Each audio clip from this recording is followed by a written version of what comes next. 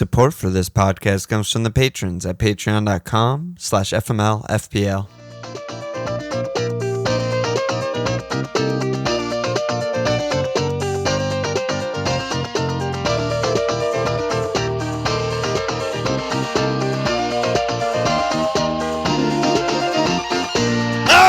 Okay! Welcome to FMLFPL Milan. It's Walsh. We are under 10 days away from locking in our Game Week 1 teams, descending into hell. What's up, dude? Yeah, I mean, we're still OR1. OR1. OR1. Fuck off my lawn, bitch. Yeah. Palace is in great. first place. We're in first place. Liverpool's in first place. Yeah. Liverpool's in first place. Yeah, it's Mets not are bad. actual in first place. Yeah, well, we're not going to talk about the Mets on this podcast. They've been playing so Just badly saying, things lately. are happening right now. Yeah. All right, so we got budget guys coming up today. We're going to, dive into the bottom of the barrel and see what kind of little fishies we can find. Yep. Looking forward to it. This is usually, this one and the last one are kind of, the premiums are kind of not that fun to me, honestly, but Yeah. I'm excited to do this one. Got some saucy meatballs in here. So I'm going to we'll lean see. heavily on you. I want to know who you've picked out and stuff. But before that, we haven't really talked about our Patreon or Discord in months. Self-promotion. Yeah, so I don't know. It's good. It helps support the pod. We don't do ads or any of that shit. We just purely do it off Patreon, and Yeah. they support us, and we wouldn't be doing it without you guys. So, it's great. Yeah, it's so difficult doing hundreds of episodes to realize there are people who don't listen, who haven't been listening to us for 5 years or whatever. But yeah, like you mentioned, right? We've never done an ad spot since we've started the pod, and we've, very intentionally doing that because we think ads are fucking garbage and they make podcasts awful. So, we also, as mentioned, right, would not be doing this without support from you guys. So we really appreciate all of you guys, $5 a month, $3 a month, whatever you guys can help us out on, keeps us going, keeps us motivated, keeps us fiery to, look forward to next season and keep producing pods and content for you guys. So appreciate you all. And yeah, the Discord, as mentioned, right, we kind of started Slack years ago, and that's always been the most exciting thing. We've just kind of got this community, that we've nurtured and cultivated, for over the last handful of years. And we have a lot of really cool personalities, a lot of really smart people that talk FPL and talk about all kinds of other stuff. It's a really diverse group, and it's really fun. So if you're interested, Jerry's on there. yeah, if you wanna talk to Jerry, Norwich, fucking absolute genius, my new best friend, he's on there. It's the only place you can find him, just like me. No social media, no big deals. When there's no pandemic and we go on an FMLFPL England tour and we stop in Norwich, Jerry's just VIP ticket, just he's hosting. Jerry's actually staying in my bed with me. We're just sharing a room. So obviously we're referencing, if you didn't see it, Walsh did 3 fireside chats, 1 for each promoted side, that came out just before we recorded this. And yeah, I think we should just fucking go on. That was a good job by you on the Discord. It's a great place. It's a chat room. It's a chat room. I need to find that clip of Nate.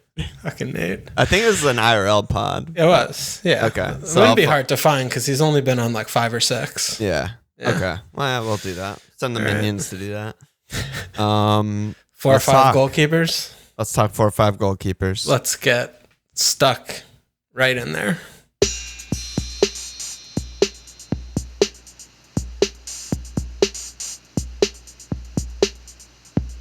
All right. Start from the top. Just sorting by price. We got Raya. Brentford. Yeah. What are you thinking? I think Brentford are going to maybe, along with Norwich, be bottom of the barrel here with clean sheets this season. It just doesn't seem likely that they're going to be able to keep anyone out really through a 90-minute span of time. Right. Based on how I'm anticipating them playing, keeping possession, keeping it on the ground, it's nice, and I'm sure it'll be Playing out the attractive. back. Yeah, playing out the back, yeah. So I think Raya's sort of no worse than the Norwich keeper, Kroll or something, because he's probably going to be good on bonus points if they ever do keep a clean sheet. Should get some saves. Keeps that pass completion bonus point thingy, mabob BPS up, but seems like a pretty bad option to me. Yeah, that's the one thing I was going to say about him that's probably good, is that in the Meslier way, he should just default be really good on bones, because their defenders won't be, and he's going to get a lot of saves, and he's always going to hit pass completion because they play out the back in a similar style. But yeah, I don't really like him, and I don't really like Krul. I mean, it was interesting that speaking of Jerry, shouted gun 4-0 I thought that was interesting as well. It's because everyone's just default Bachman Foster, but I don't know. If Krul gets hurt every season and misses double-digit games, and you're going to get that from your 4-0, that seems worth it. Yeah. Well, if you're going to do a Bachman Foster job, I think you'd still rather have the backup because you want that team. But if you're going Guaita or, a 5-0 where there's a 4-5 backup and you're looking for just a complete rando 4-0 backup, I think the gun shout, based on what Jerry was saying about Krul's, fragility, makes a lot of sense for sure. Yeah, just he's like the best neutral 4-0, but not the best pairing necessarily. Right, exactly. Yeah. So Sanchez is next, and he's a fucking very guy. highly he's owned. 24% owned. Yeah. It's probably only going up at this point. Well, he is a little bit nicked, I think. Yeah, what's going on with that? I saw some rumors. Yeah, I don't know if it's real. It seems like should be fine, but he's not a little bit something to think about. A little bit not fine. But assuming he's going to be okay in a couple weeks' time. He's 4-5. They have the fixtures to open at Burnley, home Watford, home Everton, at Breton.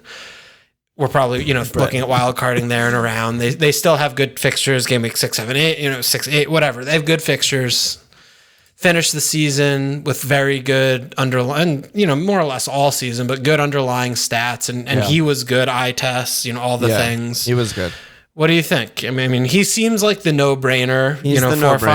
I think. Yeah.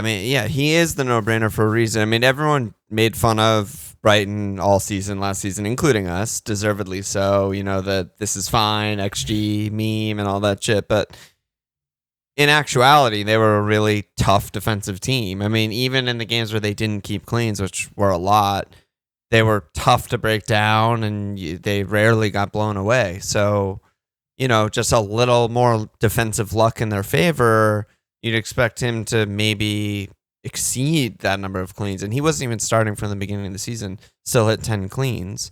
His underlying bones are really good. He, speaking of pass completion and the way Brighton play, he always hits that number. So I think that kind of buoys him. But he didn't get a lot of bonus. He didn't get a lot of bonus. I don't really know why. I'd have to look further into that. Maybe and he had I will do this 10 week. Cleans, 8 total bonus points. Yeah, so he's averaging under a bonus point a clean. I think it's just because they don't concede shots, and so he gets nothing else. He's just not getting saves or anything. Yeah, those saves add up. It's 2 per 1. So you make 4 saves, 5 saves. That's 8, 10. That's so much. Yeah, and he's usually making 1, maybe 2. That's what I was gonna say. Even the games where they concede 2 goals, it's 2 shots on target type of game. It's not like they're getting pounded. So. Yeah, like when they played us and we fucked them. Yeah, didn't you get 0 shots, right? Yeah, just the penal. Easy. And then the next day, the Mateta goal where we I think we had 1 or 2 shots on target, scored on both of them. Yeah, that's great. Yeah. So amazing. That's why, and I totally understand it, but I don't know. The upside does seem a little bit low to me because he doesn't actually get any of the bonus, and he doesn't get saves, and it's that 6 or 2 thing. But it's sort of similar to what we talked about last pod with Henderson. It's but if he gets 14 cleans and he's 4-5, that's really good. I think the difference is when I'm looking at the 4-5, I want to have a 150 point potential from the goalie, and I don't know if Bobby Sanch has that, because if he doesn't make the saves throughout the season, which, as we know, add up a lot, right? He had 66 saves. He's he plays on fucking Man City. Yeah. And, they had 10 clean sheets. He didn't play. So, I mean... Dude, Ederson had exactly 66 days. Yeah, I mean, he played an extra 1,000 minutes or whatever. Yeah, he did, but that's weird. I mean, do we really think they're going to have more than like 12 cleans?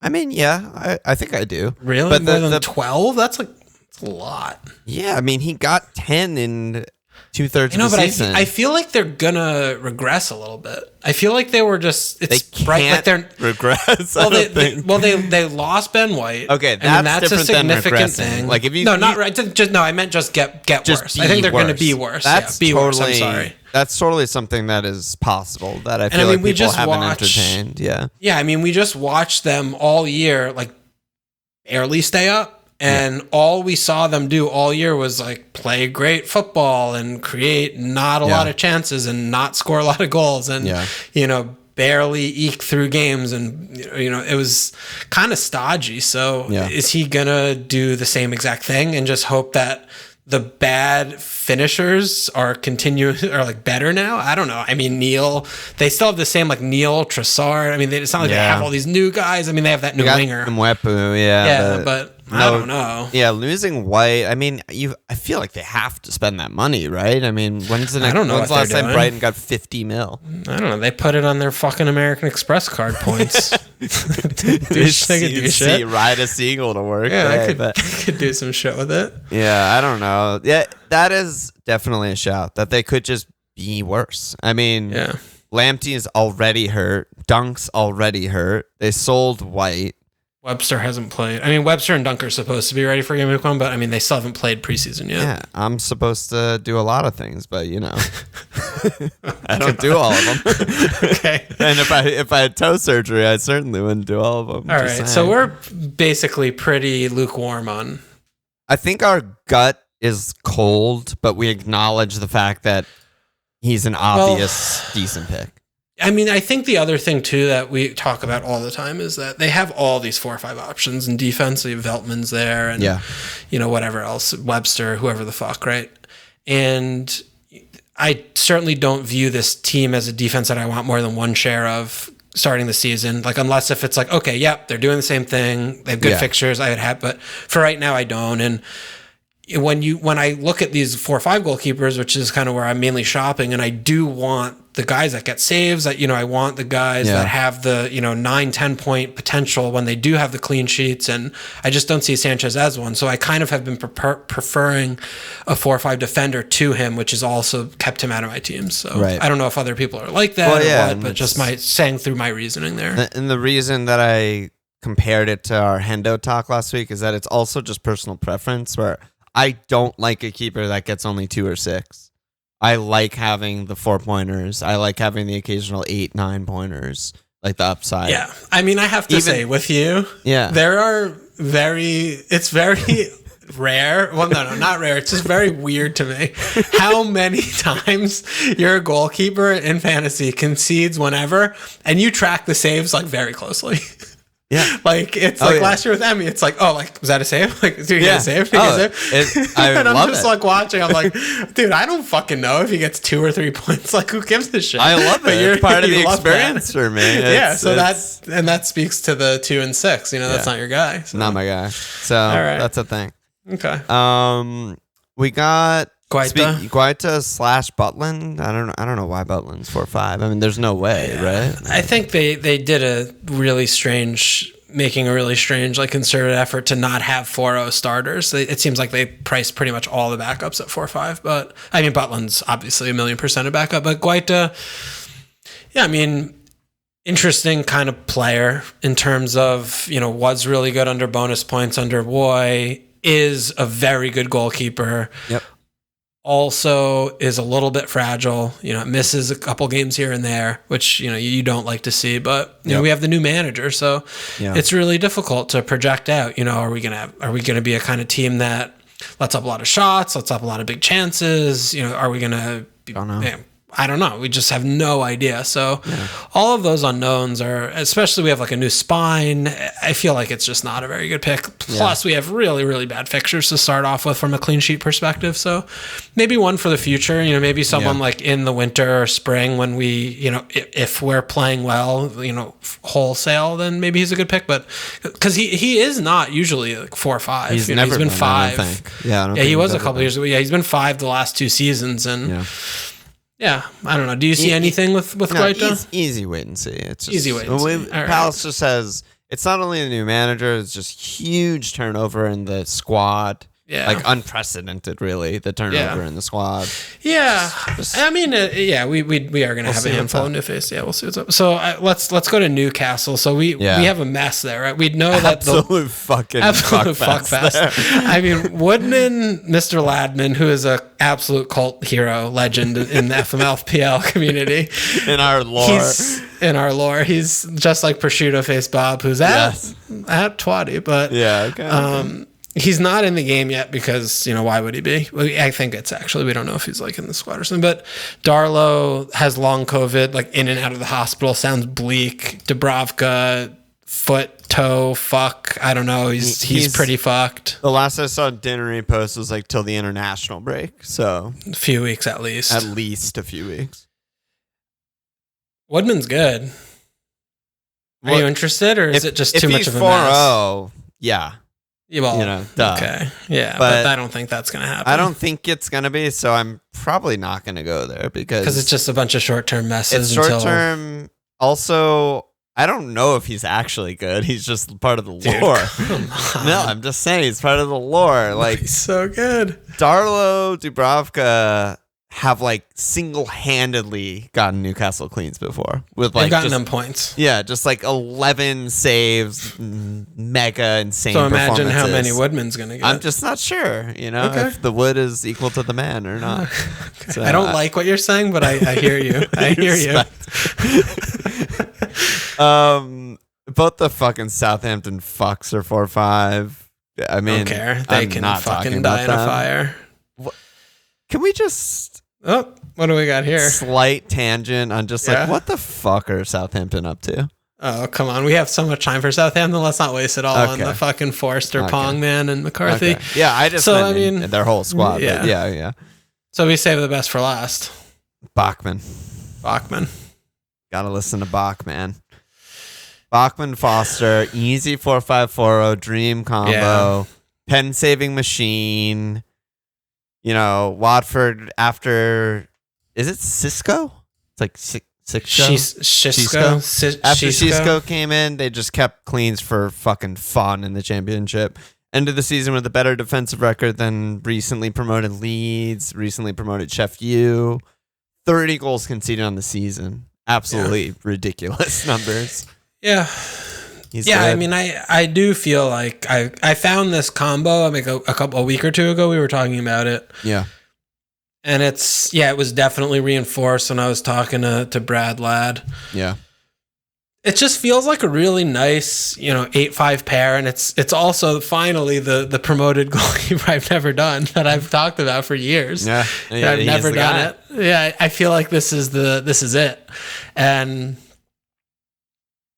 yeah, I mean, I obviously expect Watford to, have little bits of wobbles here and there, but they do have, good fixtures. And I mean, the most concerning thing to me about the team is the midfield 3 because it's going to undergo some big changes. So I don't really know anything about the manager.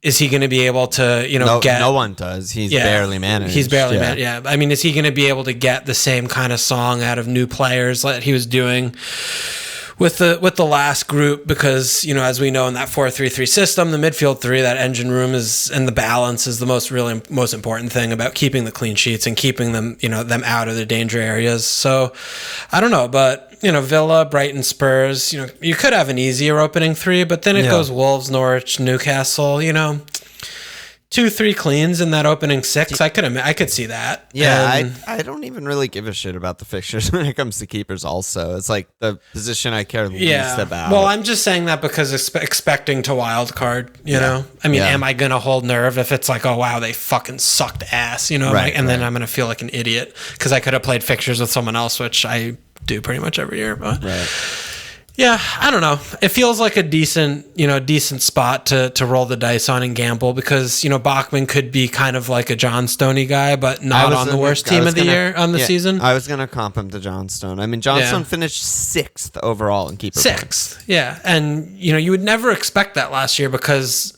he was so bad at the first, third marker of the year, but he had so many big hauls in the second half. And he only kept 6 cleans. That's very important to me that someone who only keeps 6 cleans can still finish 6th overall in keepers. Yeah, because a pen save here or there. He was getting bonus points on non-clean games too. Yeah, he got bonus points, which that's the one thing we can't really be sure about. I mean, I expect Bachman to get a lot of saves, and apparently he's really good at pen saves, but I assume they won't ever hit the pass completion. I assume they're not a team that plays at the back, but hopefully none of them do. Right.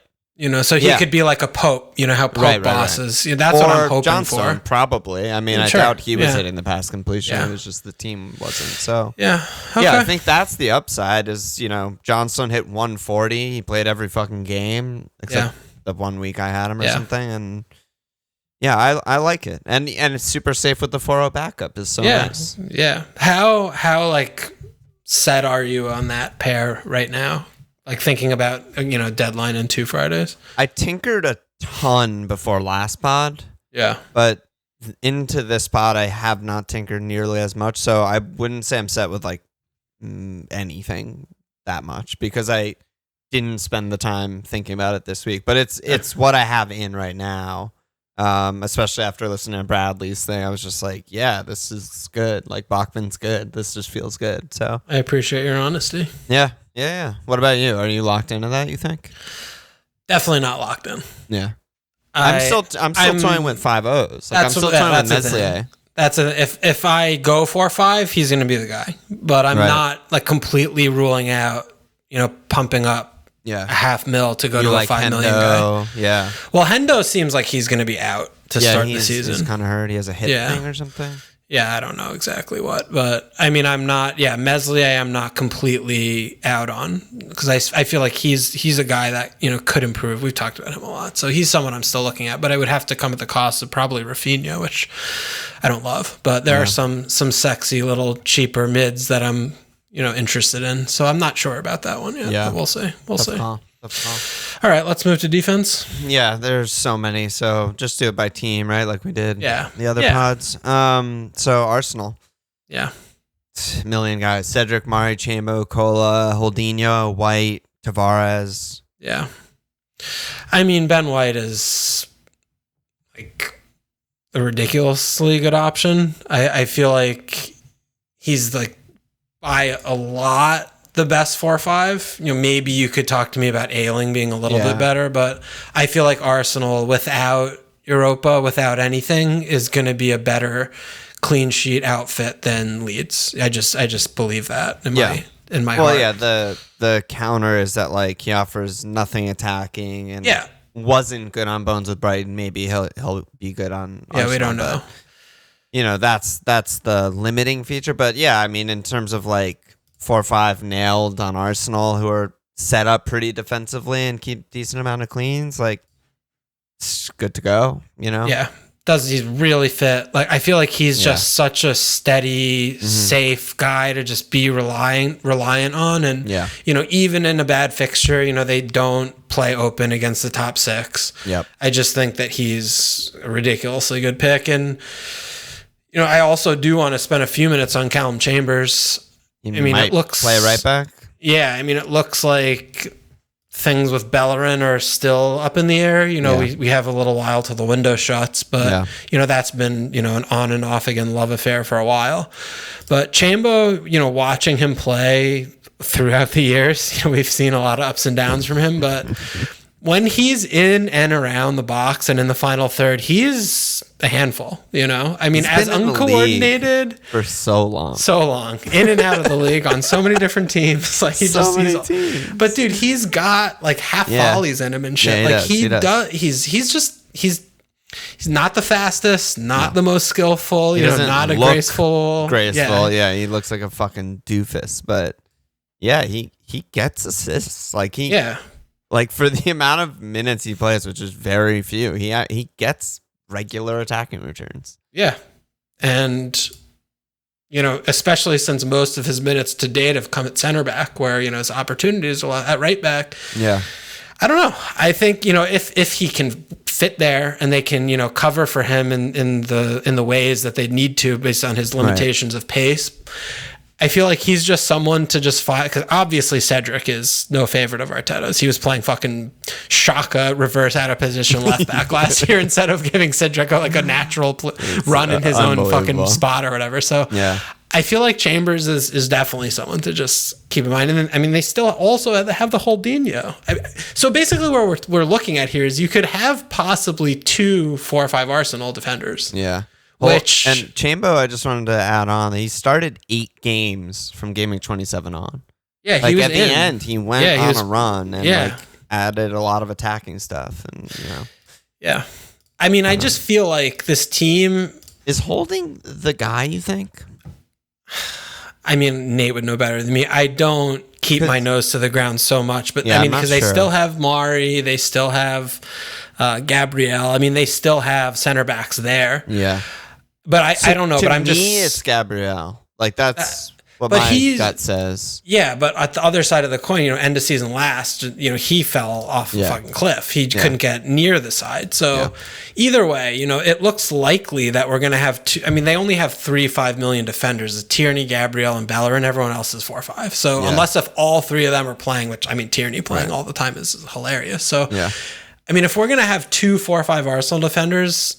I feel like that's just like a really interesting thing, because you could save a lot with that. And I just feel like Arsenal, without any distractions and having Arteta being able to be like, we have this job on Sunday and that's all we do all week, is going to make a big difference. I just feel like they're going to do really well this season. I'm concerned about Partey injury. I'm concerned if Xhaka goes. I know Xhaka's like a meme, but he's been really fucking good under Arteta, and they don't really have the replacement. So I'm concerned about those 2 things, and then I'm also just like, I don't want 2 Arsenal defenders going into away Brentford, home Chelsea, away City. No, and maybe I'm not really talking about later. After international break, I'm like, okay, this is the good one. We double up or something. Exactly. Like that. Yeah, I just think definitely not for game week 1 because of those 2 and 3 really tough games. But I think in just moving forward, it's just an interesting thing, and I'm sure we'll revisit this in the future. But even away Brentford Arsenal could score 5, but I don't really expect a clean in Brentford's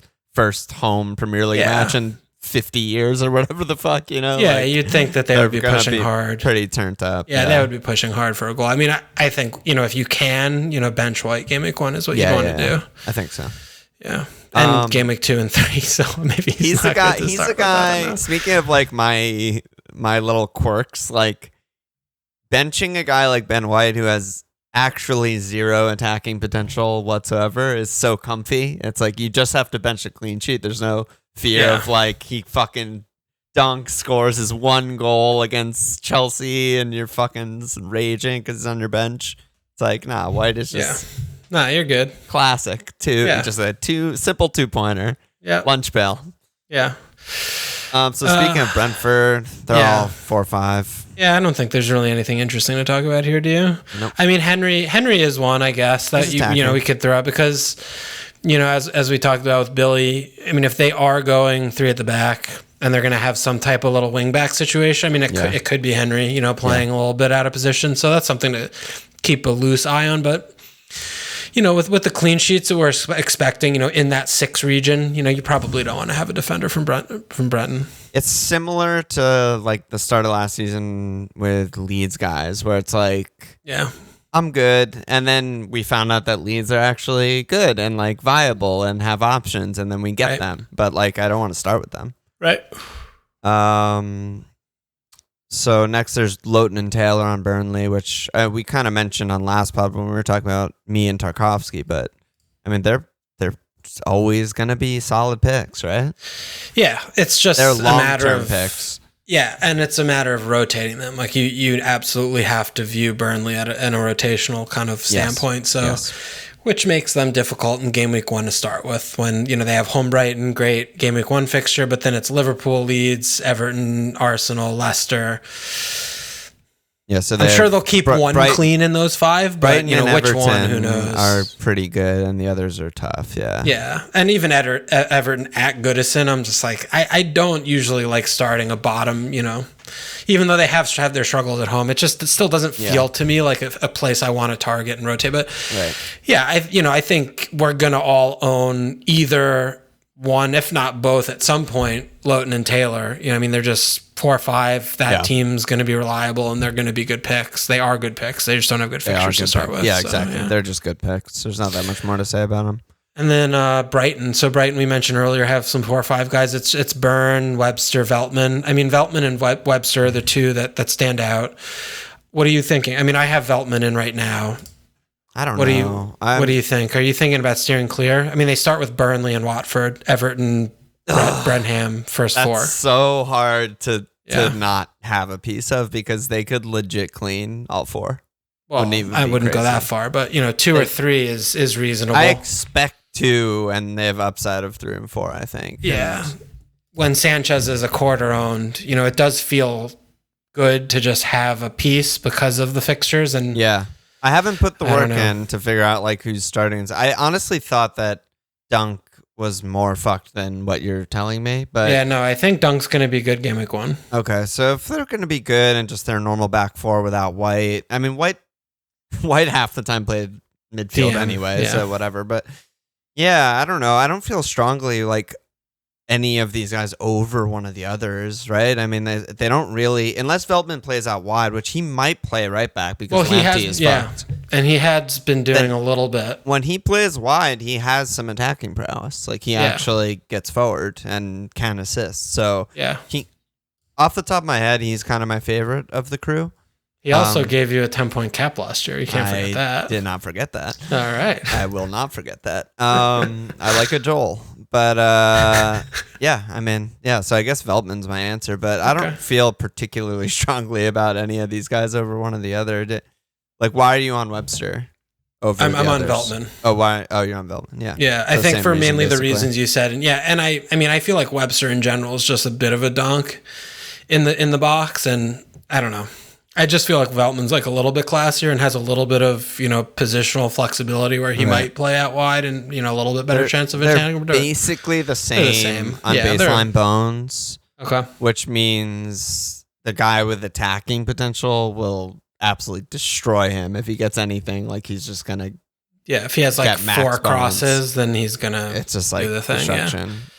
Yeah, I just like Veltman more. I don't know. I feel like he's a good tidy player, and Webster always kind of bugs me a little bit. So that's all I got. But I'm sure I'm gonna have one of these guys game week 1 because it just feels pretty obvious. Yeah. This pod's gonna really fucking make me rethink Sanchez and double Brighton and shit like that. But yeah. Palace are next. So aforementioned. So many changes. Half the backline's changed. The midfield's changed. Yeah.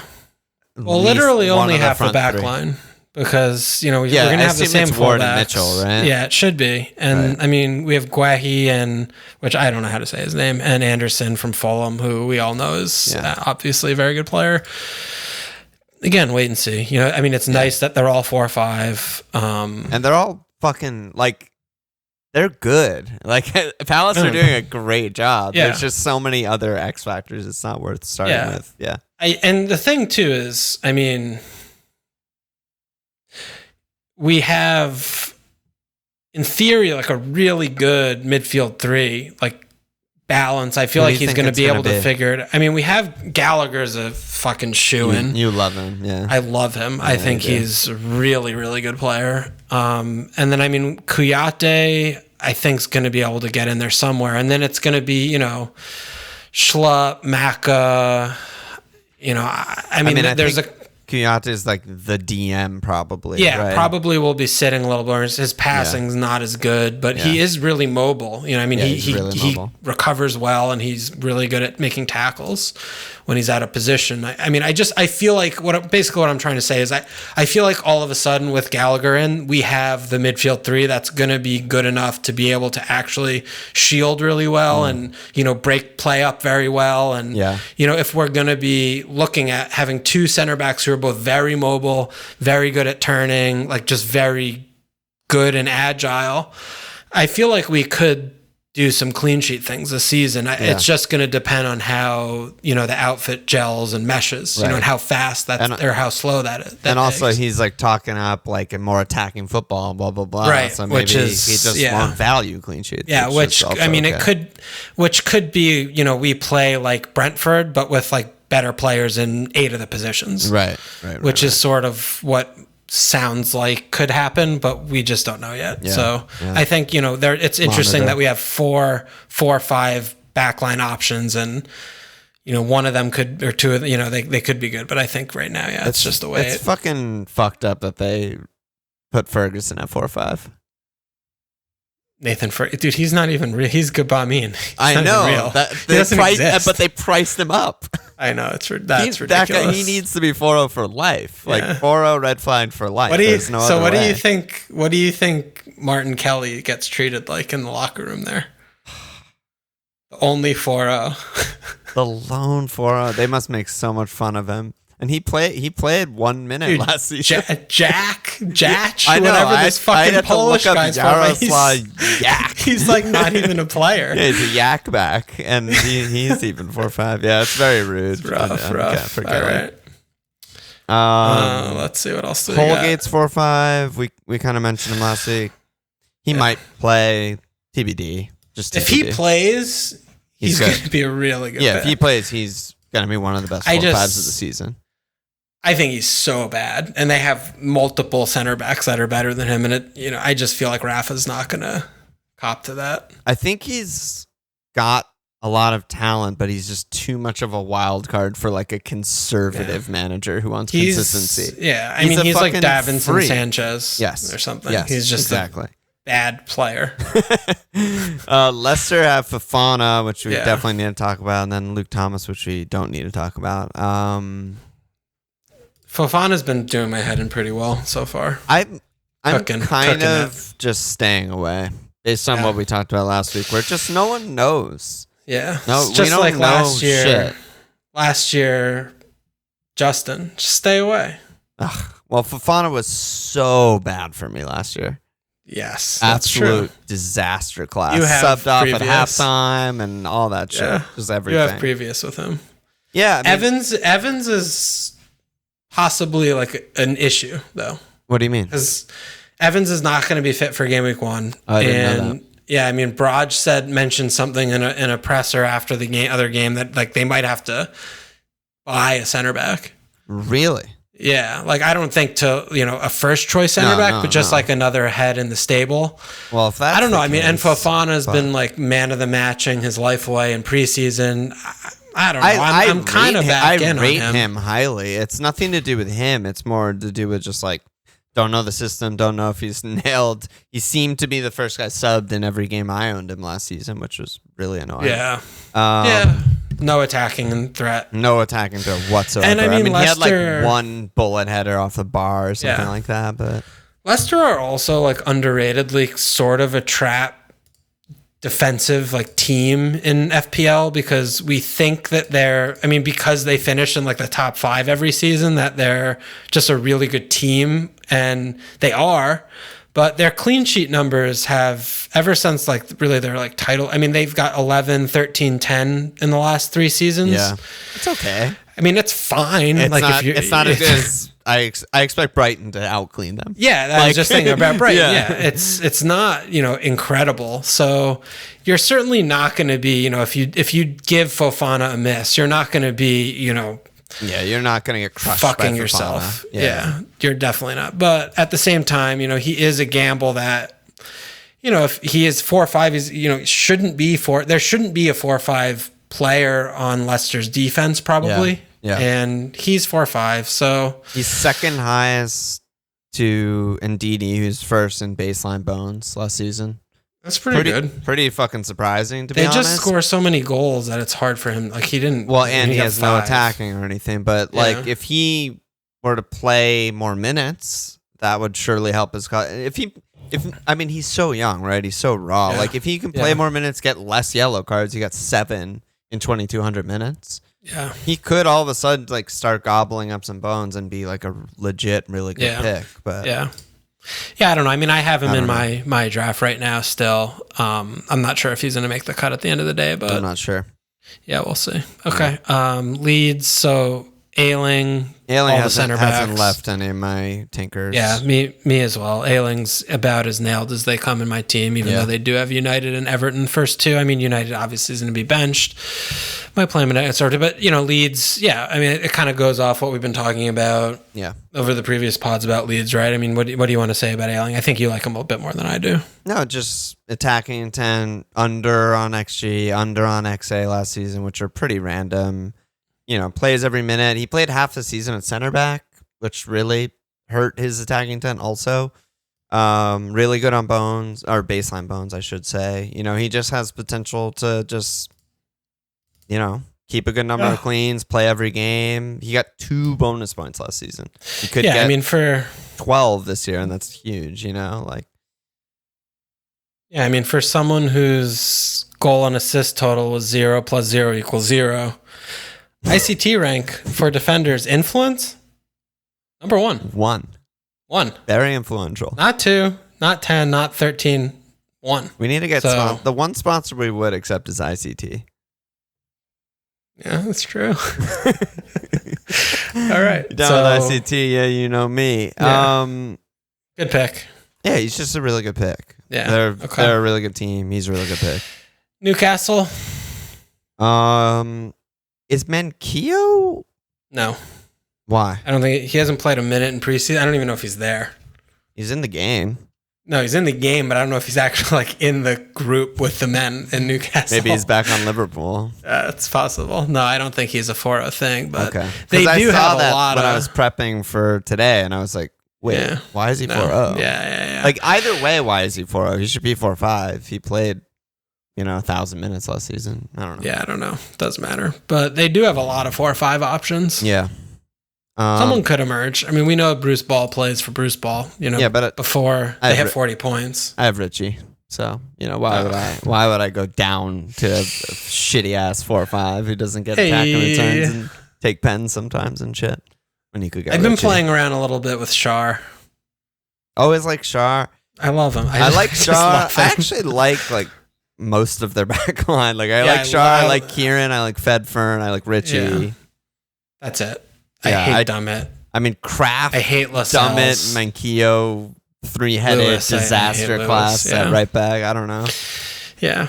But Norwich, I think we could probably go through that. I mean, Southampton do have, better Salisu. For as much as of a kind of like a running joke they are, they do keep a handful of cleans every season. I don't know. Yeah, they keep some cleans. But nothing you're really going to be targeting. I guess if they do have like a nice little mini purple patch window of fixtures where you need them for a little bit, you could go there. But I mean, I like Vesti a lot, but he's 5. He's 5. You can't go there. 5, yeah. Yeah, I assume it's going to be Bednarik because he has been the guy, but Salisu has shown us some stuff in games he's played. He's been very lively and stuff, so I don't know. Yeah, he's a little bit of a erratic boy, though. Yeah.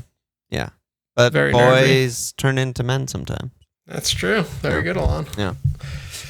Spurs have a bunch of 4-5s. Decorous said, our Spurs assets being overlooked in defense with Reguilon at 5, looking very attacking, and all their center backs coming in at 4-5. So they're going to be getting this Romero character in. Yeah. So they're going to be... He's going to be 5, I bet. Yeah. So they're going to have only one, 4 or 5 center back. I guess the question for us is that player going to emerge, or is it going to be, a stable of fuck? We don't know. So yeah, we don't know.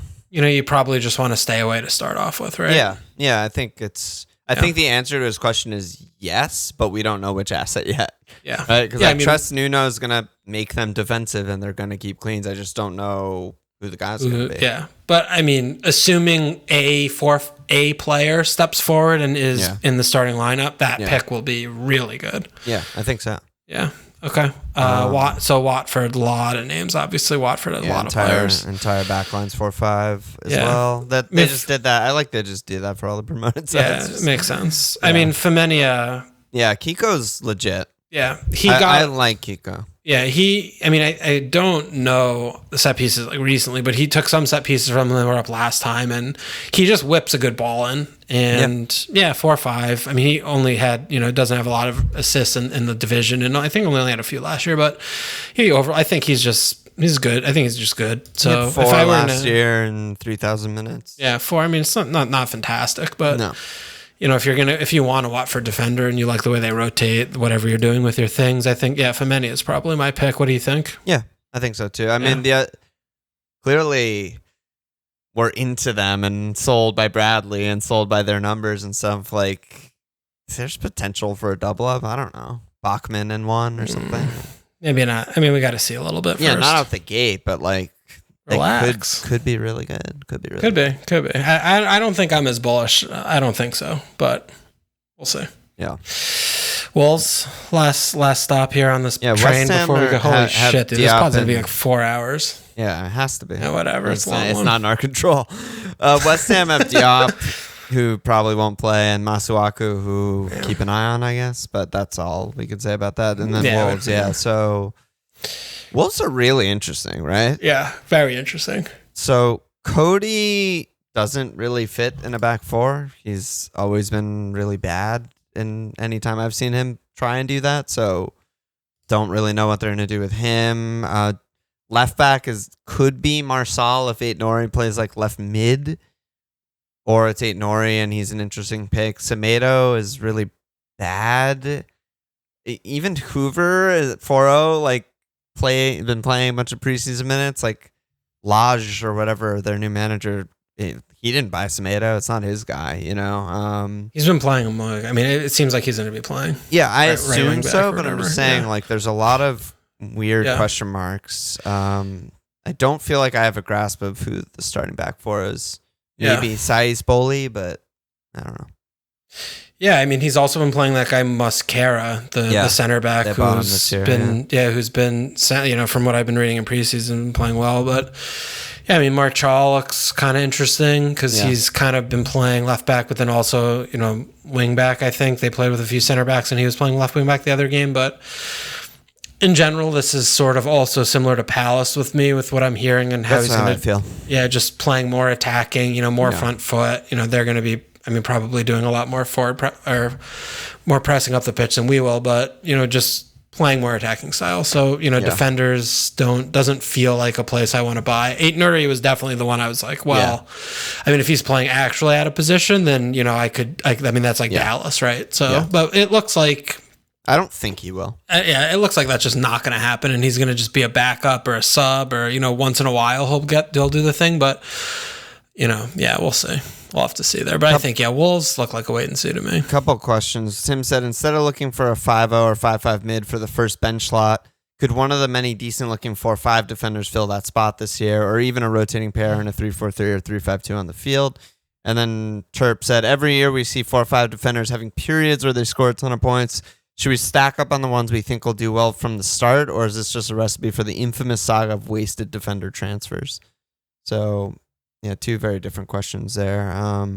What do you want to? Yeah, I mean, this is something I've thought about a lot because I've had Dallas and, like I mentioned on last pod, and a bunch of my tinkers as the first guy on the bench because I just wanted that to be an actual guy who could get points, like Supchak did for so many last season. But another thing I was thinking about is that just when you're starting game week 1 and your budget is only 100, it's a lot harder to take that extra mil as the first guy on the bench, and it just seemed it's a lot, and you're gonna wild card out anyway. Like, it's not, you shouldn't get that many auto subs from your game week 1 team. Like, that should be mostly starters anyway. So I don't know. It seems like there's a ton of 4-5s we like a lot. We just listed a bunch of them. And, 4-5 defenders. I like that. Yeah, it's probably more sensible to just save on those guys out the gates. And then, maybe our budget goes up, whatever. A 5 or a 5-5 emerges as a good bench guy. Then we can talk about it and get him in. But, I'm not as compelled to start with a good, 5-5 or up bench guy as my first on the bench. Yeah, that sounds fine to me. Yeah. And what about the Terps question? I don't know. Yeah. Well, I think the main issue with that is, right, the 4 or 5 defenders, you have to play the fixtures. So, you have, say, Trent, and then you have 4 guys who suck. You're not going to have, and you say you're starting 2 of those 4, you're not going to have 3 where they're 3 really good ones, right? You're going to have 1 who you never want to start. Yeah. And then you have, a couple iffies, but, usually the guy on your bench, the third of your 4 or 5 guys, does not have a chance at a clean. Yeah. Really, if we're honest, right? Maybe it's a 10%er. Yeah. So, you're not really, that's not really a good bench cover if you're hoping to get points. If you're just using your 4 or 5, your discarded 4 or 5 defender that doesn't make the starting lineup. So that's usually how it plays out when I've done that before. Yeah. It could be a little bit different this year because we do have some 4 or 5 defenders on actual good teams. Arsenal, Leeds. Yeah. A Fofana. I don't know. Yeah. So that could be a little bit different. But I for Terp's question, I personally like going with the longer term 4-5s because they have a chance of just playing 33 games for your team in a season because you don't ever want to spend transfers on those guys. Right. And I don't want someone who's they have 2 really good fixtures and then you never want them or they're not nailed. Right. Not interested. So Right. Yeah. There's too many good ones to deal with that. But let's talk about mids. All right. So what are we doing? What price? 6'5" and under. Oh my god! So many humans. I'm sweating. Yeah, we could take a break at any point we want to do some push-ups or something. Wake up a little bit, but yeah. So Arsenal, we just have we to can't do the team. Let's just do. But right? we got this glob of 6'5". Let's just go, baby. Okay, so you're just sorting by mid 6'5"? Go. No, we could have. We sort by price. We're not savages, but yeah, we don't have to go. We don't have to talk about Willian. No, we don't. But I was just figuring if we're talking about Saka, we might as well also talk about Smith Rowe. Oh, I see what you're saying. Because it's 6'5" and under. Oh my god! What do you think? Okay.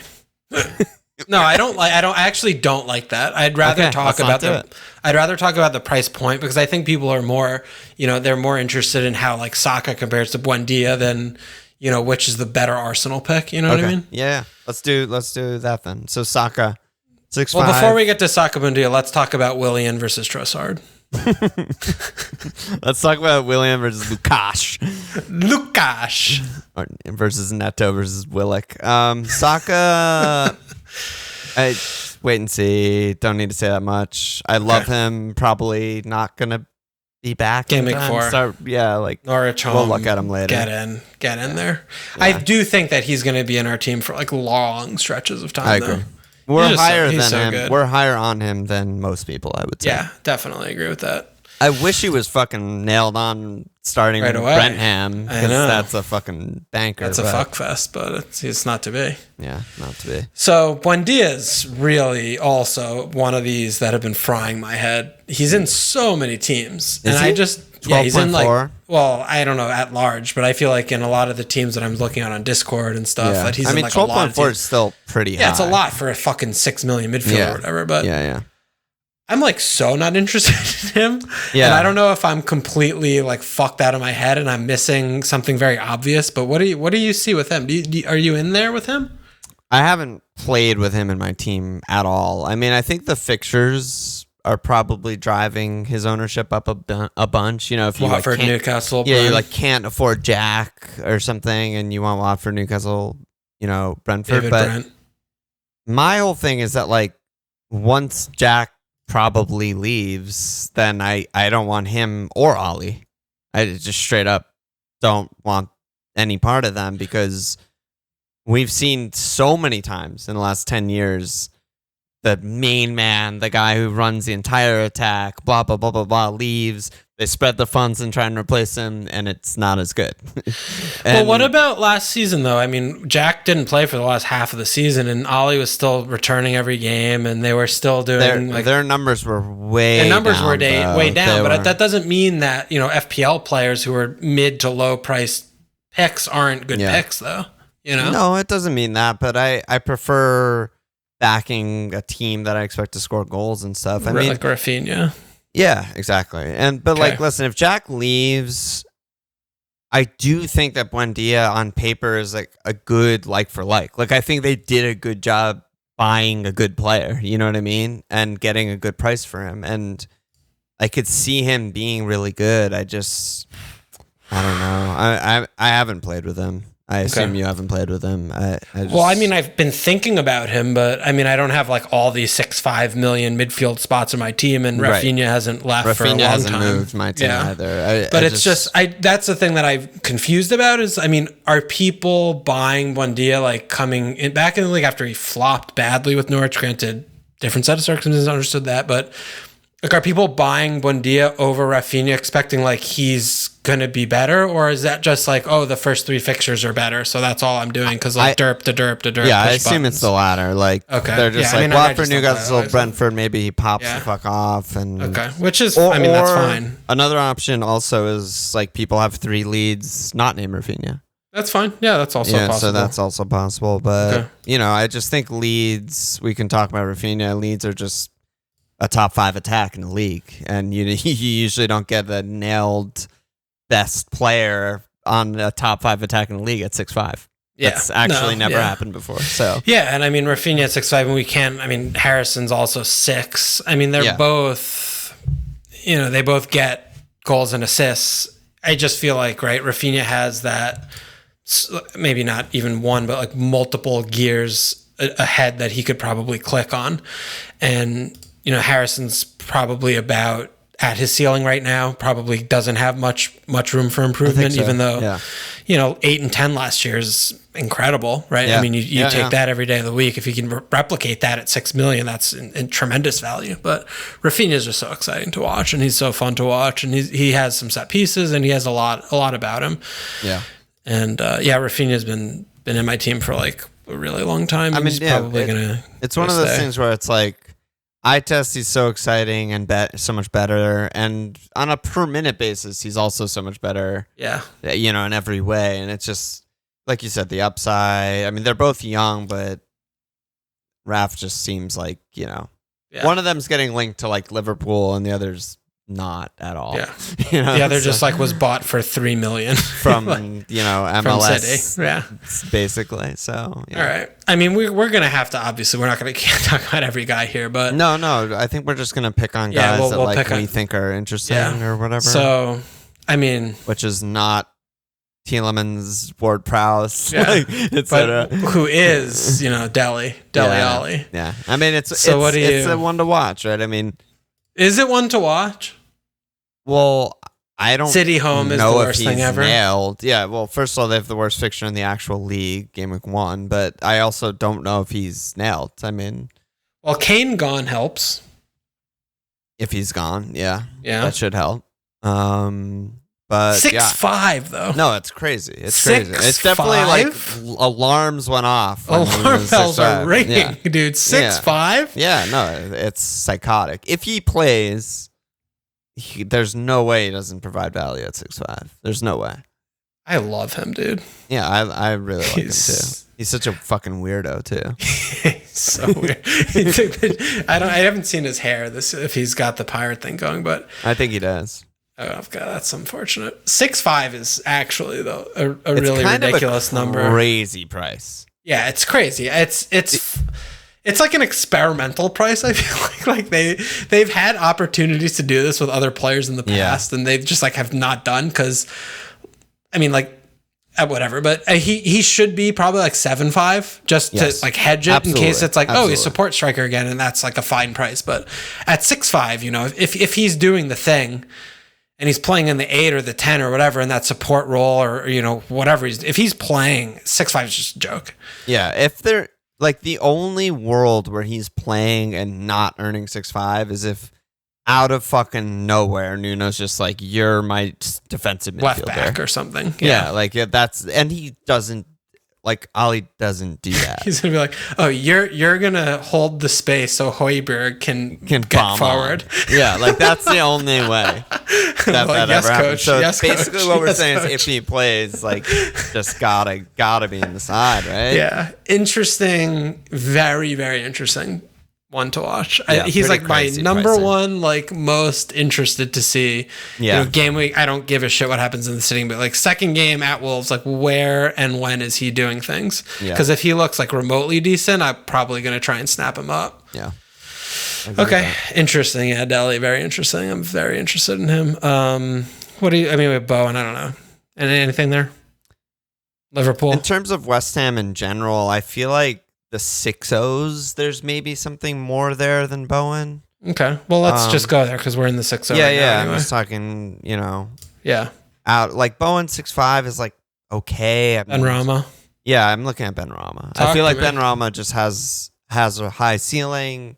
His debut wasn't great, but he also flashed really a lot of skill, and he can finish, and he's popping off in preseason, and like he has potential to like play a lot of minutes and get all those Lingard points and stuff like that. I just feel like he's really good, and I'm interested. Okay. 6-0, a lot of potential to blow that away, I think. Yeah, I agree. I think Benrahma is definitely an interesting 6 million midfielder to keep an eye on. Yeah, he's definitely a guy. They didn't really replace Lingard, so I mean they still have Yarmo. Yeah, I mean it's fucking Yarmo. I love him, but I don't believe he's just so not a Moyes player. I know. It's sad. He's just so good, but good things. We just can't have good things. Who else do you like? Grob, 6 million. He started every game last season from game week 19 onwards. Yeah, I mean he's started half the season. Yeah, he didn't have that many returns. He only had 11 returns, but he's always good on bonus points, and he's a good player. We watch him. He's very tidy, very good at knitting possession together, very good delivering that final ball. Yep. And, when he plays, he typically is in and around, their returns. So I think he's on someone pens also. Actual on pens? Well, he took a pen last season at towards the end. I think isn't Neil? I think Neil missed. He missed, so he sucks. Yeah, I think that. Okay, happened. yeah. If he's on pens, that makes it more interesting. I just thought he was like second or third in the order because I don't know. I mean, he took pens Neil the took inaugural 4 last year and only missed 1. But Grob took he was one, off the pitch a lot.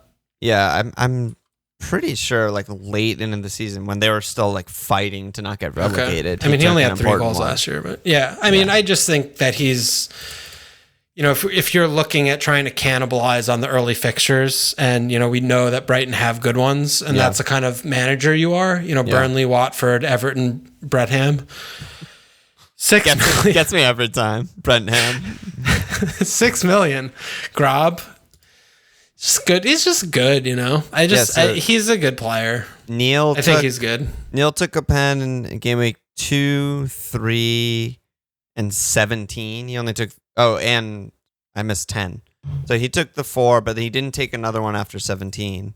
But Grob started taking him around then. He took one in game week 26 and he took one in game week 34. Did he score them both? No, he only scored the second one, the later one. In a 2-0 win over Leeds. Get fucked. How can you miss a pen? Okay, Tony doesn't know about that. This is me waking up sweaty, with wine glasses and beer cans next to my bedside, past the deadline with Grob in my team. Yeah. Very, very ready for that. Yeah, I like what you said. I mean, if you're looking to exploit the Brighton fixtures, there's not that many options, in the midfield and attack. There's almost none. So having a defender and or Sanchez and or Grob for like just a short little run. Maybe he gets some pens, some assists. I had Tross last year at the beginning, and he did me very well. Yeah, he did. And I jumped off right at the right time when everyone was buying, and he fucking tanked. It's funny because they're such a fucking meme, Brighton. Yeah. But like for you at the beginning of the season, for everyone else in the community when they had their double and shit, like they came through for people. Or no, it wasn't a double, it was a blank. They fucked the double bad. No, but it was their blank is what I'm thinking of last season when Veltman got me the 10.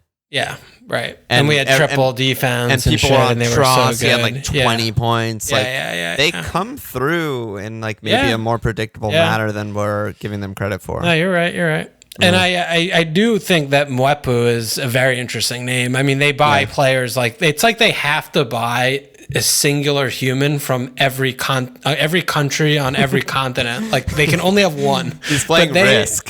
Yeah, it's actually He's just putting soldiers on every fucking country. Yeah, it's like Madagascar. Like yes, it's like fucking Manchuria. Yes, like.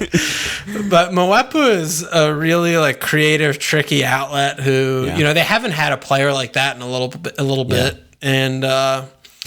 They've needed that. They've definitely needed someone like that. So it's going to be. I think he's an interesting player to watch. I think people are going to get very quickly get up on him on watching Brighton. He's exciting. Really, really good, and going to make the whole team way better. Yeah. The only thing is, they still need the guy to put the ball in the net.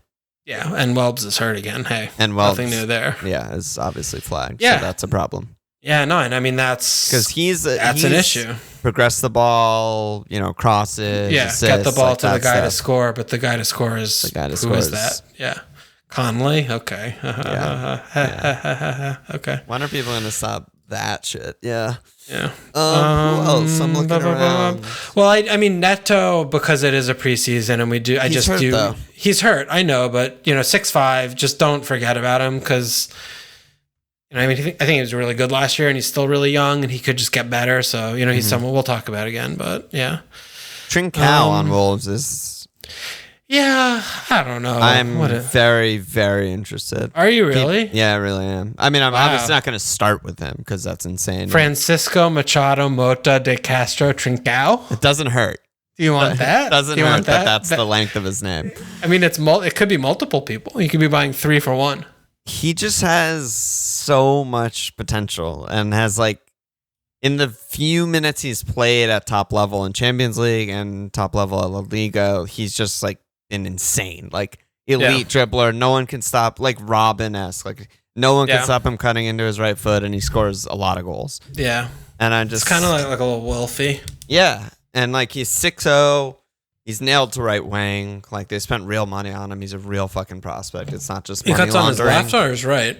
He's lefty. So he cuts on his left. So Neto, when he's fit, will be left and he'll be right. And Podence will be in the hole. I just think real potential.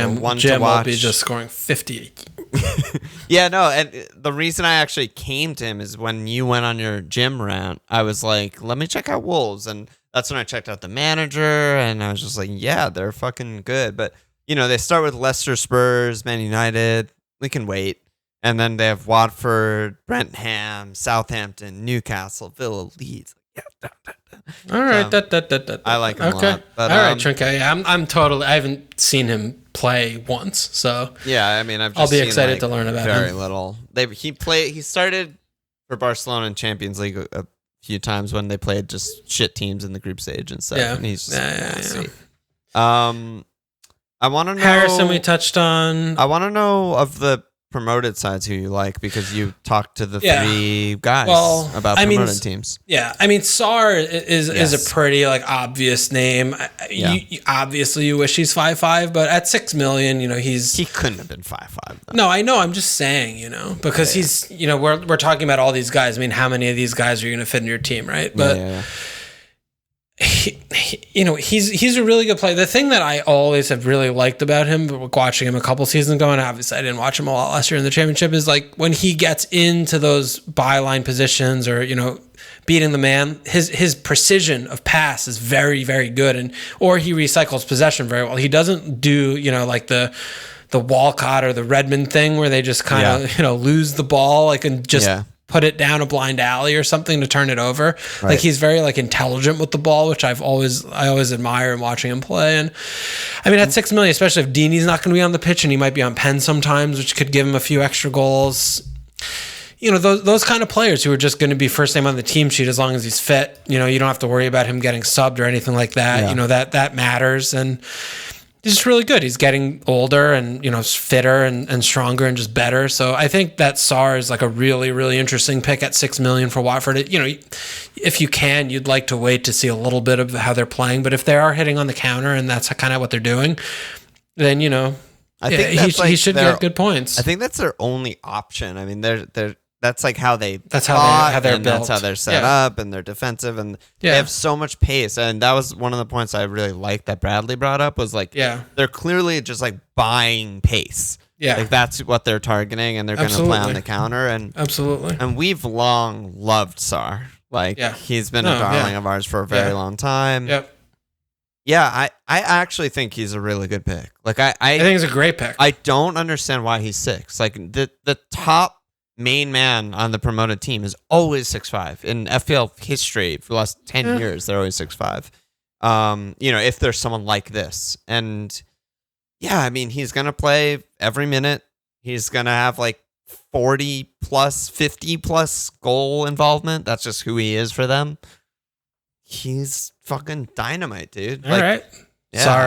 Yeah, he's been one that like after listening to Bradley and like just doing a little of my own research, I've been like very excited about. What about anyone on Norwich or Brentford? Well, Buemo is my guy. He's your guy? Yeah. I didn't expect that. Let's go. Yeah, tell me about him. I mean, it's really hard for me. Like when I watch these little, especially like French players or like, Algerian players. Like when I watch these little guys and they have all the techers and they, they do these just like ridiculous, like just like these controls and like these, slow, like, passes, like breaking lines and stuff. I can't help myself when I watch that. And I mean, Buemo he's a fucking goal scorer. Yeah, he's a donger, and he's just so fucking ridiculous to me watching him play. His skills and his shit is... I mean, I've seen like I think I'd probably watched like 5 or 6 games of him playing, and then obviously I've done the requisite YouTube compilation highlight, YouTube wank session. Yeah, but I mean I think, and the other attraction is that he's 5'5", right? And, we look at this Brenham team and they don't have a million names. And obviously Tony is, where it all ends. But, Buemo is if they're at halfway deep, if they're not going to get automatically relegated, he's going to play well this season. And we should know, fairly quickly, what that looks like. Because, they're obviously not buying anyone and they don't have a replacement for him. He is like the Buendia of Norwich last year or whatever. He's like the creative guy. He's going to be the danger man, and he's so fucking fast and good with the ball at his feet, running at pace in the counterattack, which is, what I expect Brentford to be doing. And, I just envision, Tony filling the lanes and Buemo either passing it to him for a fucking tap-in or blamming one in because the defense is giving him too much space. Right. And I just imagine him, just doing a lot of really beautiful things this season. Yeah. And I'm really, really excited about watching him play. He's definitely like my most exciting player of like in the promoted side teams, or, in this entire bracket of like the 6 million, like these kind of more unknown-y type guys. Yeah, like the punty guys. And it is, if he was 6 million, I would be a lot less excited about him from an FPL standpoint. But it's 5.5 is so cheap to compare him and Sarr. I think that's like so hard. Yeah, I'm having a hard time wrapping my head around it. Yeah, I agree. I think it's extremely hard, which means the 0.5 is the loudest thing. That's it's so significant. Yeah, and I just feel like he's the kind of player that could finish up with like 8 and 10. With good bonus points and just like, wow, this guy's, and he's still young, he's still really young. He has room to improve. I just feel like he's an absolute player. I think he's so good. So he's my guy right now, I think. He could do like Cantwell. I mean, obviously he's not 4-5, but and Cantwell fell off. But like when Cantwell was that late runner, that goal scorer. Yeah, I mean, I think they're very different players. But I know what you mean. Yeah, just that cheap guy who just like has that upside of double-digit goals. Yeah. I think it's not like he's gonna shoot a lot and stuff like that, but he's just like class and he's gonna be in good positions and stuff. Yeah, like I think you could start him every week. The thing with just trying to think about him and Sarr, because I think it's like a good comp, is like Watford and Sarr are gonna do everything to just defend, and if they get a lead, they're gonna defend even deeper. And yeah, there might be opportunities in the counter, but it's gonna be like you have to beat 3 guys to score because no one there's going to be up with you at that point in the game. Whereas Brentford might suck and might just, concede a billion goals and get relegated instantly. But based on how they've attacked the last 2 years in the championship, they have an identity and like they're good at creating chances. And like at least at the beginning of the season, you would think they'd come out and score some goals in that Leeds way. Maybe they'll have to change and adapt, So, yeah, I'm kind of talking myself into that a bit. I mean, yeah. Yeah, and I mean, their opening fixtures, they're not that kind. They don't have any of the promoted teams or any like the bottom, 15. But Arsenal, Palace, Villa, Brighton, Wolves.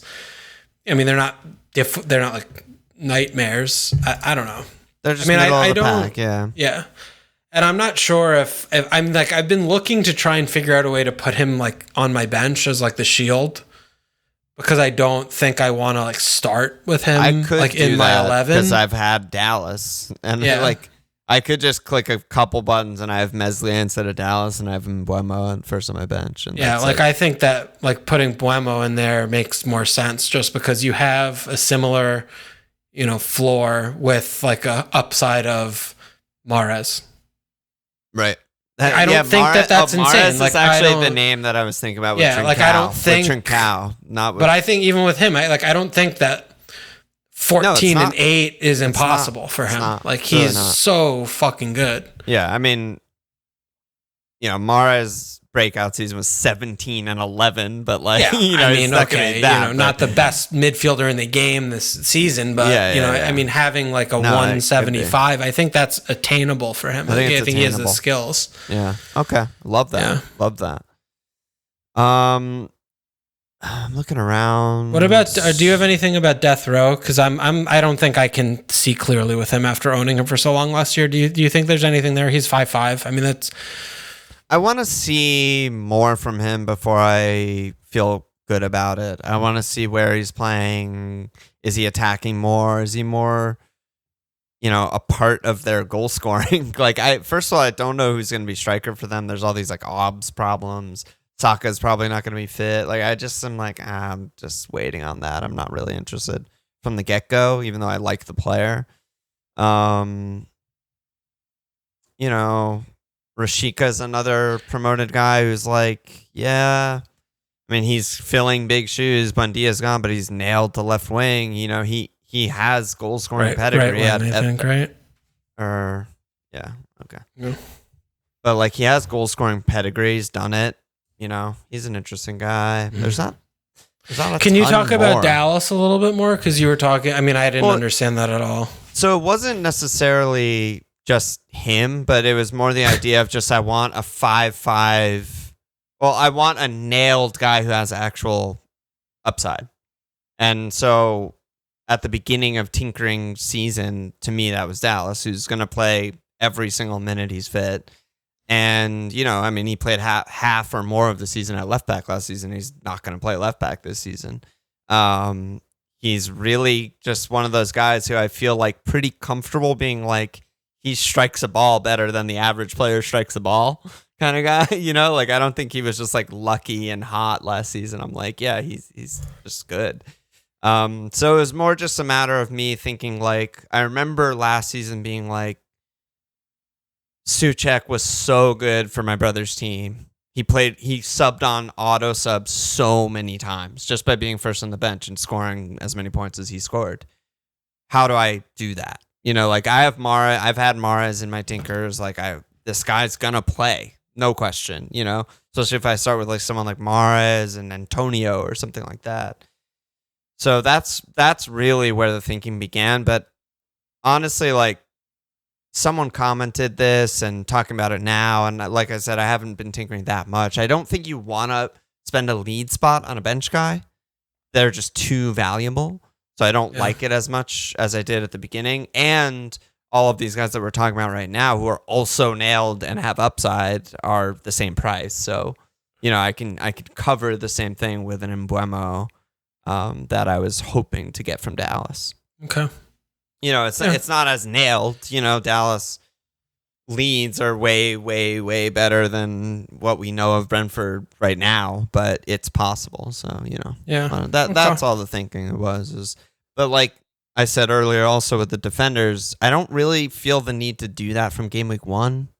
It seems like $1 million that I could spend better probably on the pitch when our budget's 100. I'm like, I don't really need to do this now. So that's not that. Okay. Those are the things I've been thinking about in that regard. Okay. I feel like Fraze could be a little bit of a guy to think about this season. Meh. I don't know. I feel like he's got a big chip on his shoulder. I feel like after the last couple of seasons, he hasn't really played much. I mean, he's very little. He's small, but it could be bigger than him. If the chip is too big, he's going to collapse. Yeah, but I don't know. He's back down to 5'5", where he played his best football before. I don't know. I mean, he's been doing some things in preseason a little bit, and I don't know. I think that we forgot about him, rightfully so, because he's been diabolical the last couple of seasons. But I mean, when he's good, and I don't know. I don't know. Just saying for 1 minute there. And Yarmo, I still just have to mention Yarmo. I mean, what the fuck is happening with Yarmo? He's so good. We watch him play for Ukraine. He's not a Moisey. He's not a Moisey an guy. Unplayable human. Like, is he just going to be fucked to fuckland this year again? He's not going to play. Yeah. It sucks. There's no way he's going to play. All right. It sucks. The last guy that I think I'm going to mention is Elise, Palace boy. No, I mean, come on. He's just a little child. It's just a guy to watch. Yeah. He's supposedly really, really fucking good. And if they're playing this expansive attacking football, who the fuck knows what they're actually going to play? So you're not going to mention Keita? No. Oh my God. I mean, until he strings a few games together, it's not worth mentioning. Yeah. I do. Go ahead. Sorry. No, I was just going to say, I really don't know. And, fireside chat tomorrow, maybe will help me figure that out. Who's going to play, the majority of the third midfield role for Liverpool. I don't know, but we're probably not going to spend a Liverpool spot on like a not nailed central midfielder. So that's not what I'm talking about. I do want to just give one moment's discussion about Nathan Tella. Okay. At Southampton, he's $5 million, and he was good last year in limited minutes, and he's been forward a little bit. Yeah, he's been playing well in preseason. He's been playing with Che up top. They've got a handful of guys up there, but we obviously expect Ings and Che to be up top for them. Come season start. Whether or not Ings is there, in a few weeks, we don't know, but Redmond and Theo. And Feo are fucking awful. And he's been playing Stu in a 6 next to Mummy Romeo. Yeah. So there's some, leeway. JWP's hurt, right? JWP's hurt, yeah. I mean, there's some leeway and some, room for spots up there. And I don't know, Tella's just someone who, is a live wire, has a lot about it. He's really hard to deal with, draws foul. I think I've, again, watched him very minimally, but... there's a player in there, and $5 million is interesting, I think, and for Southampton when they do attack a lot, or even when they're hitting on the counter, he's got pace about him, and he's a good player. So I think that he's an interesting $5 million shot. Also, I could be off. My barometer could be off on Southampton, but I just look at their squad and I'm just like, what the fuck are they up to? I honestly look at their squad. I'm like, they're just getting worse every year. Yeah, they still stay up every year, though. That's the thing. I don't get it. Yeah, but either. They drop further and further down the table while they're doing it. If they lose Ings and they're just cool. Yeah, Che and Tella up top for the season. Which they could go down. Yeah, I'm just like waiting for the wheels to fall off almost. Yeah. No, that's fair. When are they going to replenish? They used to be the kings of replenishing, the talent, and they just don't ever do it anymore. Yeah, they don't. All right, forwards.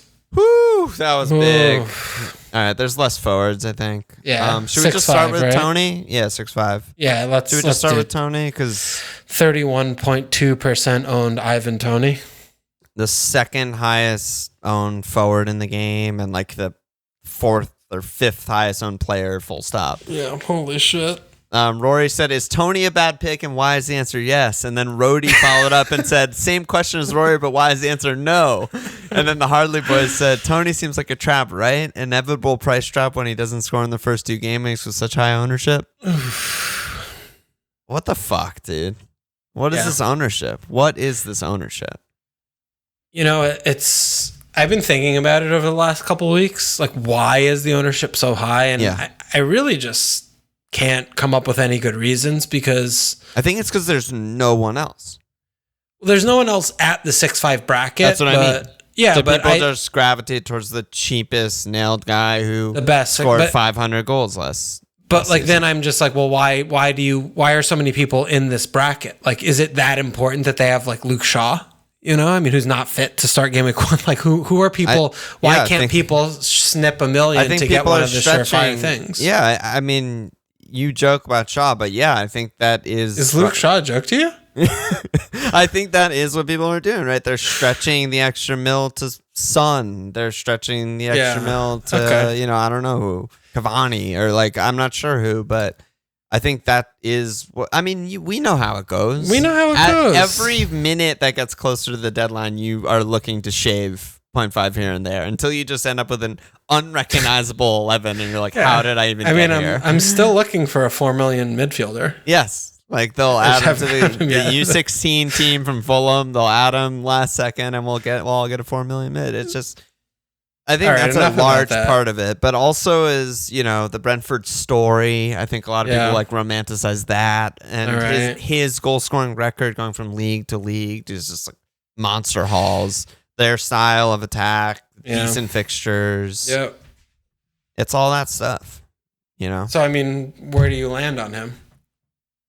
I have not had him in my team for 1 minute. Me neither. So why are we wrong? Because that 31% of the public does not. Yeah, I mean, I've thought about it, and I don't feel very comfy with the 7.5s, especially if Jack leaves. I'm gonna be, maybe flirting with someone like Tony because I might get rid of Ollie in that moment. I mean, you still have Ollie. Yeah, I think he's gonna score goals. Like, I have no reason. Score 0. Yeah, I mean, I think he'll score probably around like mid-teens, 14, 15 or something. If it's 14, 15, then he should be on our team. Yeah, I mean, could be the moment we talk ourselves into it. I mean, oh my God, I'm not ready for this. I compared to Pookie scoring 11 2 seasons ago, and he like broke his toe in like game week 20 something and didn't score for the last 15 games of the season basically, and he finishes on 11. And like, Tony's got that. They've got the like heavy metal all out attack, create a ton of chances style. His record's incredible. He never misses pens. It does sort of seem fairly obvious that he's going to be decent. How decent? I don't know. If like last week when we were talking about Ollie and, Jack seemed like maybe more staying at that point, I felt so much better about the 7.5s then that I thought it was worth the extra mil. I look at like an Ollie, a Jim, Antonio, his opening 4 fixtures. I'm like, yeah, they can fucking hat trick. Like, they can do stuff that I don't think Tony can do, really. Unless, he's home Norwich or something. But as those dominoes have slowly been falling, I'm like, yeah, maybe, they're not as good. They're not as reliable. Like, Antonio's going to get hurt, and Ollie's losing Jack, and whatever it is, there's more and more reason to just go Tony, probably. I mean, there's not that many arguments against him, I feel like. Is that crazy to say?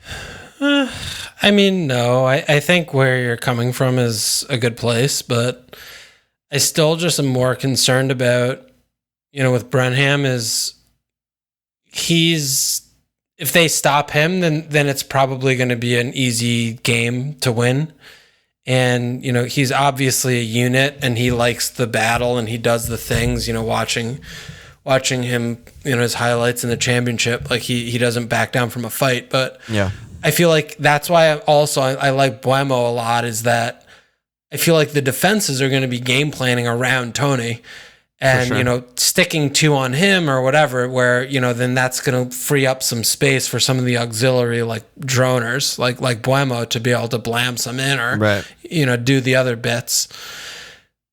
I don't know. I just feel like, these teams that come up from the championship, like, yeah, sure, they're supposed to be creating a lot, but, how much does that actually happen when they play in the Premier League? I just don't know. I'm always skeptical about that. I think Leeds we shouldn't really it's compare not fair because it's not fair. It's a different category. They're a different breed, but I don't think the Norwich comparison is that bad. Like, obviously they got relegated. They fell off really badly. Yeah. But for half a season, they scored goals every game. Like, they were legit. Did. They scored a few and Pukki was similarly, you would think, shut down because he's the guy doing all the stuff, and he still scored on the half turn, and the thing also that I'm just thinking while you were saying that is, like, who the fuck is game planning for Brentham? They're not. They're thinking about the Chelsea game the week after, or like whatever the fuck. Like, they're not like, how are we gonna shut down this game that we're supposed to just win? Like, yeah. I mean, is he just such an obvious? Because this is the other side of the coin, is that the cheap forward who's just starting on the best team, they come up, they always shit their price. Like Bamford last year was obviously mispriced. Like Jimenez when he came up, is Tony going to just follow that mold where it's just like, yeah, might do. He was priced at 6'5", but he was really performing like an 8'5", attacker because he got all the bonus points and did all the things. Yeah, I mean, he might. Ollie started at 6 last season? 6'5", was it? Brentford's not Aston Villa, but still, it's like, yeah, I mean, he blew the fucking doors off that. Like, absolute joke of that price, So the other thing too, I forgot I wanted to mention this earlier, but Bry was talking. We were talking, chatting FPL on Discord with Bry as per the ownership, argument about owning. He's in a literal third of the teams. Yeah. Like it. So then it comes down to me. We didn't really get too involved in like what does that mean necessarily, but to me when I look at that, it's like, how convinced am I that if 33% of the players in the game have picked this player, that I'm like that much more degree of certainty that like my other pick is like that much better. I'm nowhere near that level. I have no idea. Like, I have no That's what clue. I was talking about with the wisdom of the crowd last week, right? It's like, I don't like this. I love this. He's in my team. Like, I just like put him in. It feels good to like reason it out in my head. So no, he's in my team with Richie and Blamo, and yeah, what could go wrong? Yeah, no, I don't feel that way about any of the 7.5s, especially out the gate. Like maybe Jim after the fixtures, or maybe they won't sell Jack or Antonio. Antonio is really good. I think I feel best about him before they have Europa, while everyone, including him, is fit. Yeah. Boom. Like the other guy, maybe we can transition off of Tony from this that I'm looking at because there's been so many rumors of him going to West Ham, is Tammy, who I just think is the number one guy that I'm like, if he goes anywhere, he's like nailed in my team. Like if he just goes to a team and he's the starting number 9, like I nailed on my team. Like he's just so good. Yeah, I mean, I agree with that completely. I mean, he's a 20-goal striker to me. Yeah, I just think he's so good. Yeah, if he plays 3,000 minutes for any Premier League team, he will score 20 goals, whether it's on set pieces West or Ham, transition Brighton, or tiki-tac. Yeah, I don't care where he is. He's going to fucking dong. And Brighton is the perfect team to me. Oh, if you jam him up top at Brighton, 20 goals fucking million%. Weipoo, Easy. Fucking, like, just, oh my God. Easy 20 goals. So, yeah, I like that shout, but we're, premature here August 2nd. He has to move, obviously. Other 6'5" guys, we have Neil, Mops, nothing really to talk about there. Dragon Breaker says, should we all own or at least consider a forward that's ranked 10th for threat, 7th for creativity, and is priced at a generous 6'5"? Yeah, okay. Get in, Neil. Benteke, joke. Rodrigo's interesting, I think, though. Rodrigo Moreno. Rodrigo's very interesting. Yeah, I mean, he's kind of like 10 support striker, like somewhat whatever his job is, not too sure, but 6'5". That's what I would call it. Like, he plays off Bamford. Yeah, like support striker. I mean, he's just Dele Alli, just he plays for Leeds and he's a forward instead of a midfielder, basically. Yeah. He could be a really, really good pick. He could really eclipse Bamford. He's also really good on bonus points. He's just really lively, shoots a lot. Bamford does a lot. Ton of goals at the end of the season, too. Yeah, and a very small amount of minutes. Yeah. And, Bamford does a lot of linking and, running around, taking some defenders and doing this or that. Yeah, Rodrigo just, and stuff. Yeah. does not give a shit about any of that. He just tries to shoot and score. Very direct, Yeah, very direct player. So I think Rodrigo is someone to definitely monitor. Especially if they don't buy, they could still buy. They haven't bought money. They haven't done much in the business other than Junior Firpo's. So if they don't buy anyone in that central, attacking area or support striker area, he could be really good. I think he could be really good. Yeah. Yeah. Why the hell is St. Max 6'5" and a forward? It doesn't. I don't want to talk about that. Do you think Pookie at 6 is a thing? It's surprising that he's 6 and not 6'5", but I like it. I mean, he's underratedly safe and solid. Like, it's rare that you're gonna get a 6 and be like, he's gonna play 3,000 minutes. He's gonna hit double-digit goals, because that is what's gonna happen. Yeah. I just like his ceiling. I think is pretty low. Whereas I feel like Tony, just to compare promoted strikers, is much higher, I think. I agree completely. I mean, and we can also wait. We have these first 4 fixtures, which are ridiculous for Norwich. They start with Liverpool, City, Leicester, Arsenal, but then, they have a really, really good run. At 6 million, like you mentioned, if you're telling us that he's going to have, I think last year when he was up with 14 total returns is like the rock bottom. I can't imagine him doing worse than that unless he gets injured. Because he was injured for half the year. He did get injured. Yeah, exactly. He literally broke his toe on his shooting foot, I think. And, it looks like he should be in the, 15 to 18 total return area. He's going to be good value at 6, even if they're going to be the worst team in the league. He's going to score 7. He's going to score 6-7 point goals. The bonus points are going to be there. Never going to keep clean sheets. So, I don't know. Pookie at 6 is also an interesting name. I think we can't forget about it. That's a real that as far as pricing, that's maybe my favorite price in the game, because if they made him 6'5", I would just be no one's gonna ever own him. Yeah, they're odds on to get relegated. They lost their best player and didn't replace him. I mean, Rashika, whatever, but. Yeah, 6'0" is I don't see how he's not value. I just don't see that. I agree. World. I agree completely. But it also feels so irresponsible and risky to be like, cool, I'm going to start with Pookie, Tony, and 3 double-digit guys in midfield or something, and then one of them isn't so good and you can't transfer out, and it's just I don't know if you want to go there. Yeah, I don't know. I mean, I think with the latest Kane situation with Son, stepping forward to be like, hey, I'm a real contender to score 200 plus points this season, maybe that's the kind of sacrifice you have to make. I don't know. You can definitely get there. You can make a good team if you back these promoted forwards, and it sounds like we both do, honestly. Yeah, I think I do in general over the long haul with Pookie, but I definitely think that, Liverpool, City, Leicester, Arsenal, he probably won't score a point. Yeah. So you don't want that. I mean, at one point they'd be absolutely flying. Buzzing. Jerry in. Anyone else? I mean, well, we talked a little bit about João Pedro on the pod, 5'5". He's just a tricky Brazilian. Wait and see. Good. Wait and see. Good guy. But no, I mean, not really. I don't think anyone in the 5'5" bracket looks good. I mean, we have Smashley Barnes popping up. We have some guys that, if other players get injured, that they could, step forward and, fill a role. But in general, not really anything there. Are Wolves still playing around with two up top? Like, is there a chance it's Jim and Fabio Silva up top? I mean, he's playing around with it, yes, but I think it just doesn't really make sense in terms of the overall functionality of the team, because the midfield just isn't good enough, and I think that'd probably be too much of a sieve going back if they do play both of them up top. And I mean, Jim doesn't probably really need him. I feel like you just get in his way.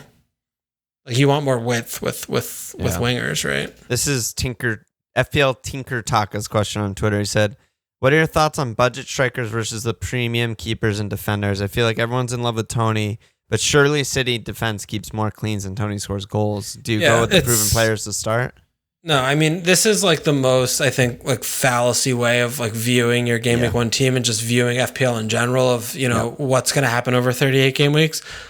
Obviously, City are going to keep Diaz 17 cleans or whatever. Yeah. Yeah, and that's not in question, but the points per million breakdown shit of when they come and looking at the fixtures that, all that shit matters, and you're not going to hold Diaz from game week 1 to game week 38. And also the difference between a 6 million defender and a 4-5 defender. There's tons of good 4-5 defenders versus the difference between a 6-0 forward or midfielder and a 4-5 is there's no 4-5 player that's going to play over 200 minutes, and then 4-5 midfielders are just DMs who don't ever do anything. Right. And I think another interesting way to look at it is that, yes, it's easy to sit here before game week 1 and saying the promoted striker Ivan Toney will not get more total returns than Ruben Dias, right? Yeah. But the alternative of that is Ivan Toney scores 200 fantasy points. And, it's not going to take 18 game weeks to find out if he's going to be on that path, right? It's going to take 4. Yeah. So, if you buy a ticket early and you see kind of how they're playing, what he's doing, what's happening, you could just ride that wave. You could get lucky. You want to put yourself in a position to get lucky. That's the thing from the Who Got the Assist. I haven't listened, but that's a Who Got the Assist. I've never listened to any of their episodes, I love that saying. Anything FPL, but that was a thing from their, I think, most recent or second recent pod where, they said there's so much luck in FPL. Right? Yeah, someone tweeted it at us. You want to put yourself in a position to get lucky, and we both were just yes, I love that. It was in reference to you saying you want to start with players you like because you'll have a higher tendency of keeping them longer, and the idea of keeping them. I like the charitable, because keeping them longer puts yourself in a position to get lucky because there's game to game is impossible to predict, basically. Yeah. But I think that's you're not putting yourself in a position to get lucky by owning Diaz. It's 6. 2, 8, 7. Oh, wow. City. What? Guys, City's defense is so good. It's we know what they're going to be doing, but you have Diaz and Obafemi, and we have Tony and Ailing. Yeah, and we get fucked. If that goes that way. Yeah, exactly. Yeah. So there's a lot of different ways to look at it, but I think it's all that, and that's the thing why this game is so fun is that there are so many different ways to look at the same question, which there's no right way, obviously, but it's right. I mean, our way is right, obviously, but other than that, Last question. Let's get out of here. We're almost 2 hours. At 2 hours, dude. Maybe longest ever. Last question is Liam. He said, how many 4-5 players feels like the right amount in each position? Also, should we have any 4-0 defenders? Is there an argument for having 2? I don't think it's patently wrong to go in with a riskier team knowing you're going to wild card in the first couple months or something like that. I mean, what kind of upgrade are you getting by having 2 4 million defenders, though? I don't really know. That's a harder question to answer. But if that's how you get Mahrez to Son, and you think that Son is all right, a 230 player and Mars is going to get rotated as usual, and yeah, maybe it's good. All right. But how many 4-5s in the right amount in each position? I mean, well, defense, there's no wrong answer. Yeah, it's like more than Marrier and decent. Yeah, it could be 0 except to for 5. like Trent. Yeah. Midfield, I mean, we'll probably all have at least one. I mean, this question's trash. It's just what formation are you playing? It's just what formation. All right. Can we stop potting? I think we can stop potting. Let me slap asses. We did get new signs. We got a bunch, so good job by them. We didn't even mark it for this one. Yeah, I mean, after this 2-hour long pod, we're going to just be flying. We're going to get deletions. Delete. Too long. Couldn't stand it. Skinny J, Jal Harapath, Nikolai Halverson, Jack Lyons, Casper Klitt, Anders Longva. Casper Klitt, KK. Holy shit. Anders Longva, Alex, Matt Elbers, and Luke Innes. Slap that ass, get in there. Thanks for signing up. Holy shit, dude. That was a fucking marathon. I don't know. I don't remember anything we said except Tony's in my team, so I guess that's good. Any last words? Tony Martial? Not that guy. See you tomorrow, buddy. See you tomorrow, bro. Check us out at FMLfield.com. Follow us on Twitter at FMLfield. Supporting page.com/FMLfield. Subscribe, rate, review, and cheers!